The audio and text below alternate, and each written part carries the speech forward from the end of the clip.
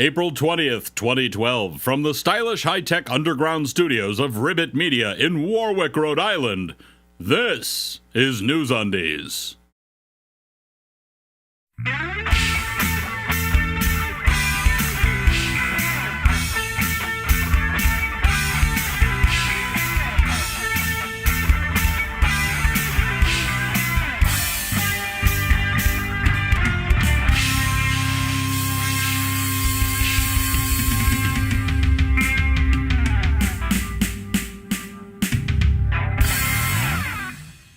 For April 20th, 2012, this is News Undies, all the news that shouldn't be news. I'm Paul Torville with these headlines. Tornadoes in Tornado Alley. People surprised. Media sends satellite trucks. Rick Santorum collects his Matchbox cars and storms home. The Providence Journal decides this isn't just news, it's front page, above the fold, giant full-color picture news.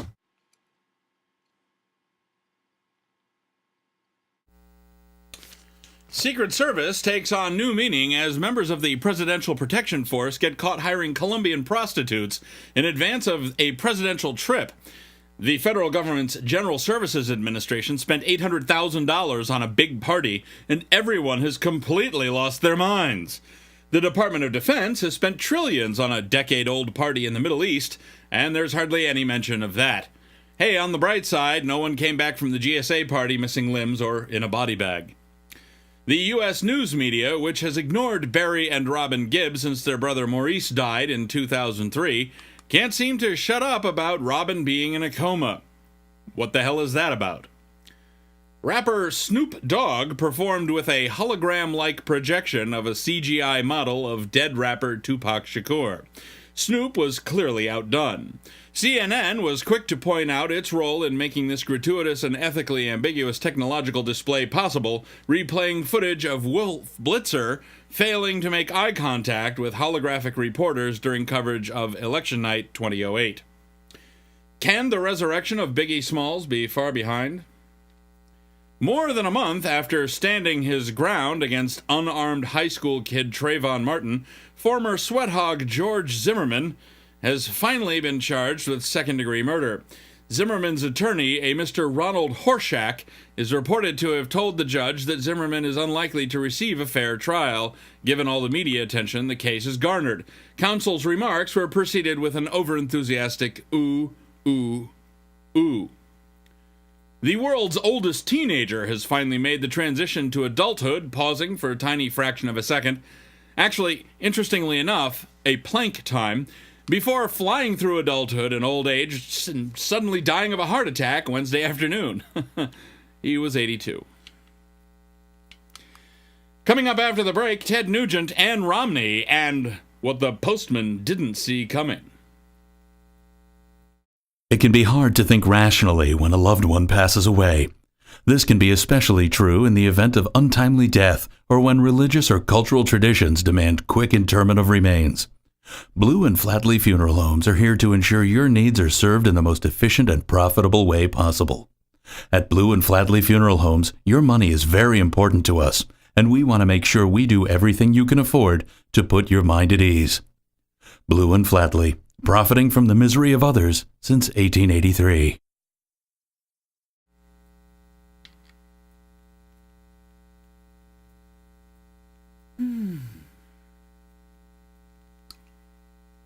Ted Nugent. Ann Romney, wife of political willow twig and Republican presidential frontrunner Willard Mitt Romney, effectively played the helpless victim by baring fangs and claws to eviscerate Democratic strategist Hillary Rosen, who made a phenomenal tactical mistake by claiming Mrs. Romney as a so-called stay-at-home mom never worked a day in her life. Mommy bloggers across the country put on their cowls and capes and came to the aid of the poor, mischaracterized Romney. Of course, as stay-at-home moms go, for having had 5 children and battled cancer, Ann Romney leads a life of comfort and privilege inaccessible to all but, well, if I had to guess, I'd say the top 1% of stay-at-home mothers of 5 who have battled cancer. The Postal Workers Union has been spending money lately running ads. The ads implore us to keep the U.S. Postal Service alive because of how many jobs are there and how much money goes through the Postal Service and so on. Is the USPS something we need no matter what? Or has it become a trillion-dollar white elephant? Here are Pig and Sheep with their thoughts.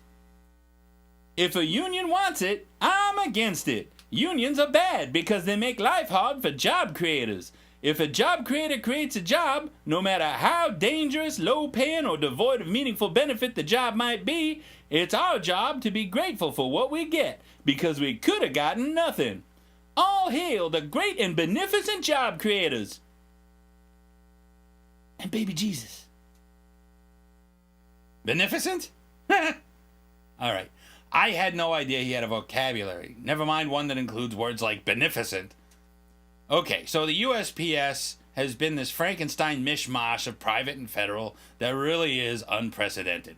If the USPS functionality is relevant anymore, despite the plummeting demand, then it should not be run as though it's a business, but as a government service. If we are indeed still entitled to prompt and equitable postal service, then damn the business model and make it a full government agency again.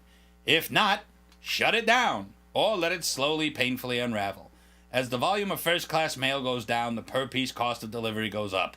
The more people see that the overwhelming bulk of what shows up in their mailbox is junk they have to throw out or destroy before throwing out, the less sympathetic they will be toward the plight of the postal workers. That's what Pig and Sheep think. What are your thoughts? Email them to ovcomments@newsundies.com.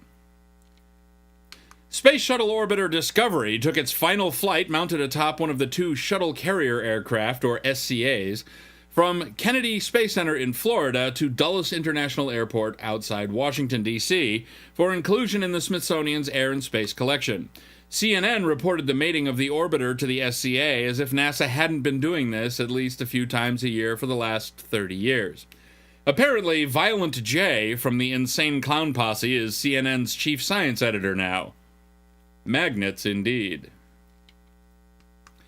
Don't go away. Coming up after the break, Oprah Winfrey, Jeff Goldblum facts, and redefining Secret Service. Soot. You've been hearing a lot of not-so-nice things about soot. Mostly from tree-hugging, dirt-worshipping pansy liberals and people who think breathing is important. They will talk the ears off your head, droning on and on about wind and solar and renewable energy. What they don't tell you is that soot built America. Our modern post-industrial society owes everything to soot. If it wasn't for coal-fired power and diesel-powered transportation, America would grind to a halt. That's a fact. And as long as we have anything to say about it, and as long as there's profit to be made in government subsidies on soot, we're going to do everything we can to keep it that way. We're America's soot industry. Profitable, ugly, traditional, American.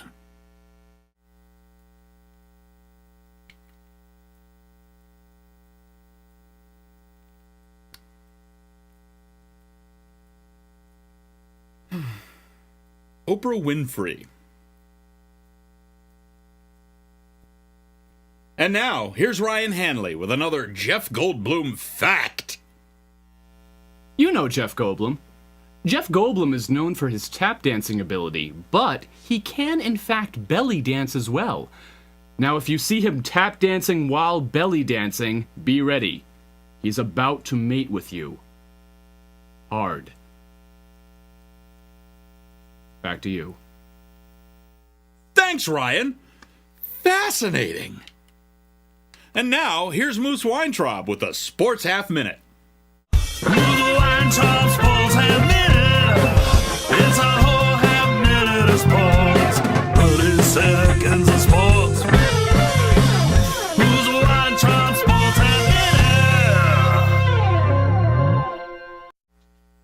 This is your Sports Half Minute. I'm Moose Weintraub.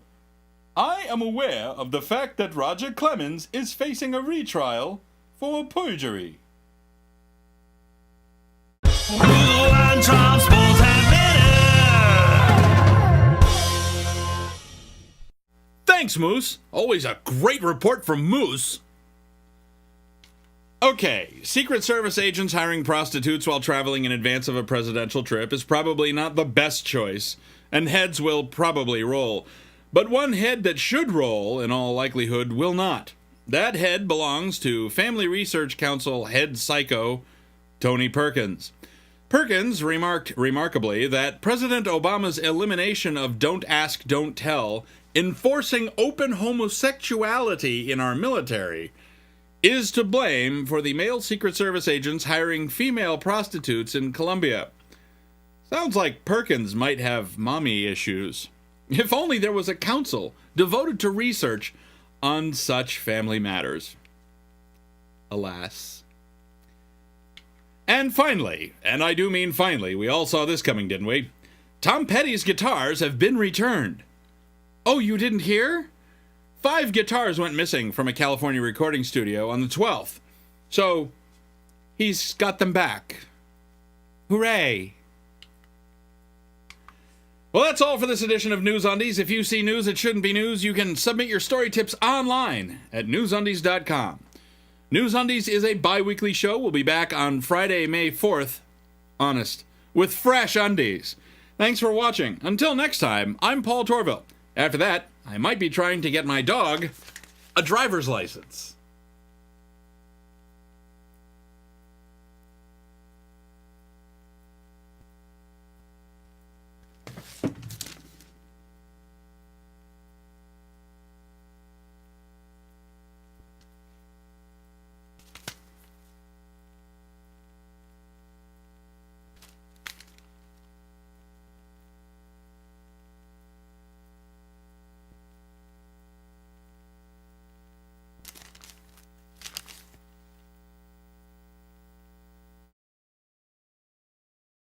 What's Anderson Cooper up to now?